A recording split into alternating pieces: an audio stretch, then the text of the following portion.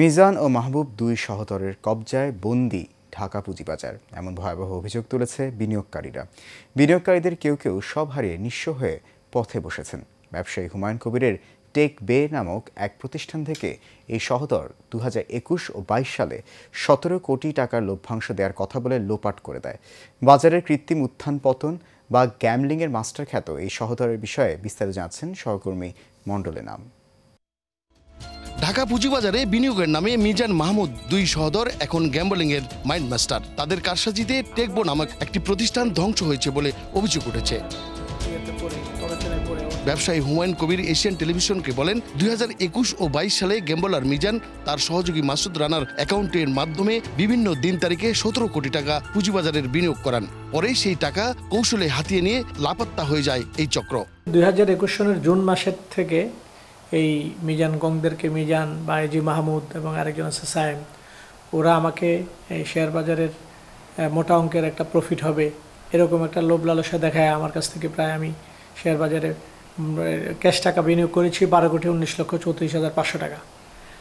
তারপরে এটা হলো অগ্রণী ইকুইটিসের মাধ্যমে। গেল মাসের 25 তারিখে রাজধানীর সিটি সেন্টারে মিজানকে দেখা গেছে, কিন্তু তার সাথে কোনোভাবেই পেরে উঠছে না এই ব্যবসায়ী হুমায়ুন কবির। অগ্রণী ইকুইটিস থেকে যেখানে 1:1 ইয়ে করার কথা আপনার এই ব্যাংকের বিনিয়োগ, সেখানে সে তার থেকে অনেক বেশি প্রায় 9,98,59,410 টাকা। এখানে ব্যাংকের ওই ব্রোকারেজ হাউস, যে ব্যাংকের ব্রোকারেজ হাউস তারাও জড়িত এটার সাথে। তো সে আমাকে মাসের পর মাস বলছে যে আপনার শেয়ারের প্রচুর লাভ হচ্ছে, হ্যাঁ লাভ দিচ্ছি।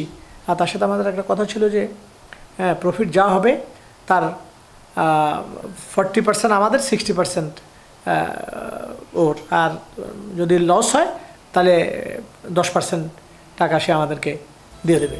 প্যারামাইন্ট insurance, Munnu ceramics, global insurance, GB power, continental insurance, national feed সহ আরও কয়েকটি শেয়ারের দর নিয়ন্ত্রণ করেন এই চক্র।